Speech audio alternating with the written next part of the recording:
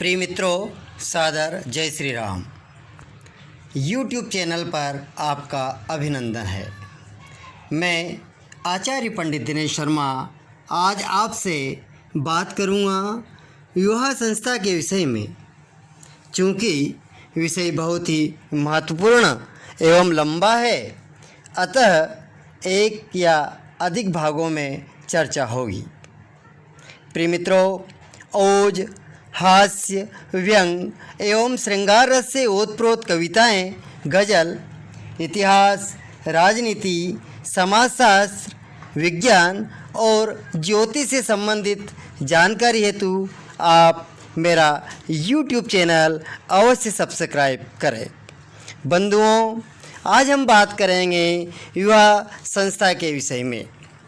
समाज व्यवस्था की मूल इकाई परिवार होती है। परिवार का केंद्र बिंदु पति पत्नी होते हैं। स्त्री और पुरुष विवाह संस्कार से बंधकर पति पत्नी बनते हैं।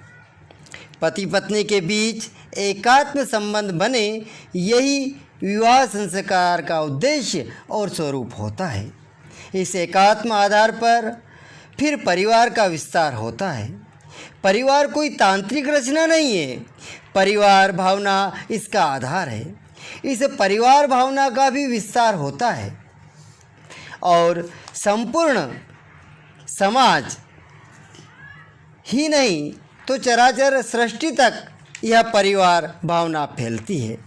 इस प्रकार संपूर्ण सृष्टि की एकात्मता सिद्ध करने का प्रारंभ बिंदु विवाह है।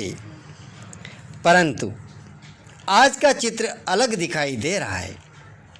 यदि लड़कियों से पूछा जाए कि आप कैसा पति चाहती है, तो उनका उत्तर होगा जो हमारी और हमारे माता पिता की देखभाल करे। प्रश्न उठता है, लड़की ससुराल जाएगी तो वहाँ पर उसके पति के माता पिता होंगे, जिनकी देखभाल इन्हें और इनके पति को करना होगी। तो लड़की का पति लड़की के माता पिता की देखभाल कैसे करेगा?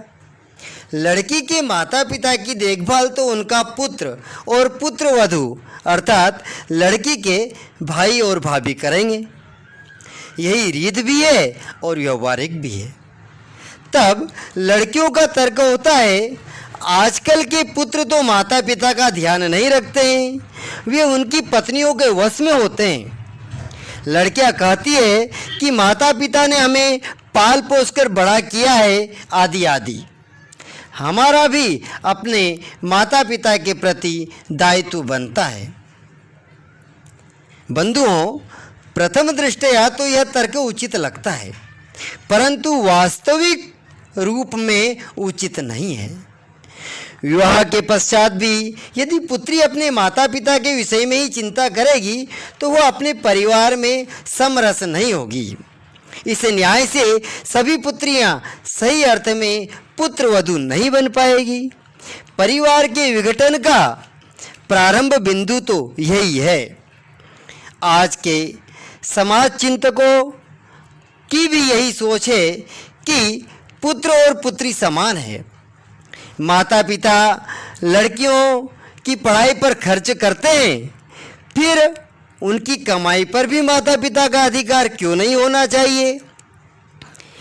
लड़की की कमाई पर लड़की का ही अधिकार है और वह चाहे तो अपने माता पिता पर खर्च कर सकती है, आदि आदि। बंधुओं, जिस समाज शास्त्र का निरूपण हमारे मनीषियों ने किया, उससे तो आज के तथाकथित समाज चिंतकों का निरूपण सर्वथा भिन्न है। यह मानस व्यापार बड़ा अजीब है।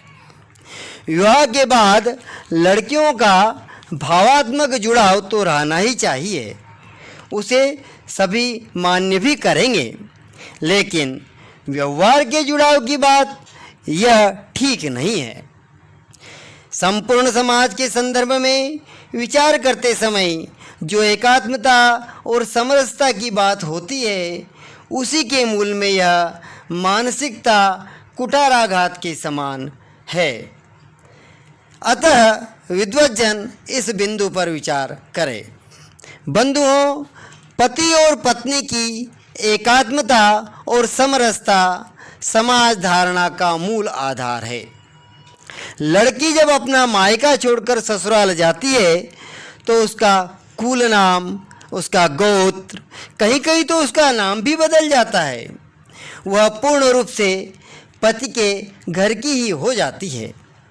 पति और पिता के बीच यदि झगड़ा हो तो उसे पति के साथ रहना है, पिता के साथ नहीं। वह पति की अर्धांगिनी होती है, पति के पाप पुण्य में समान रूप से हिस्सेदार होती है। समरसता और एकात्मता की साधना की यह व्यवस्था है। बंधुओं, आज जो समाजशास्त्र हमारी युवा पीढ़ी को पढ़ाया जाता है उसमें समाज रचना की प्रक्रिया के विषय में बताया जाता है कि समाज की रचना करार के सिद्धांत के तहत होती है। बंधुओं, यह तो भारतीय सिद्धांत के सर्वथा विपरीत है। ऐसा यदि शास्त्र के रूप में सिखाया जाता है तो शिक्षित लोगों की मानसिकता ऐसी ही होगी। विवाह भी एक करार है, ऐसा यह शास्त्र कहता है। अतः युवा पीढ़ी को दोष देने का प्रश्न ही नहीं उठता है। दोष यदि देना है तो उन्हें इस दिशा में ले जाने वालों को देना चाहिए। प्यारे मित्रों, आज के इस भाग में इतना ही।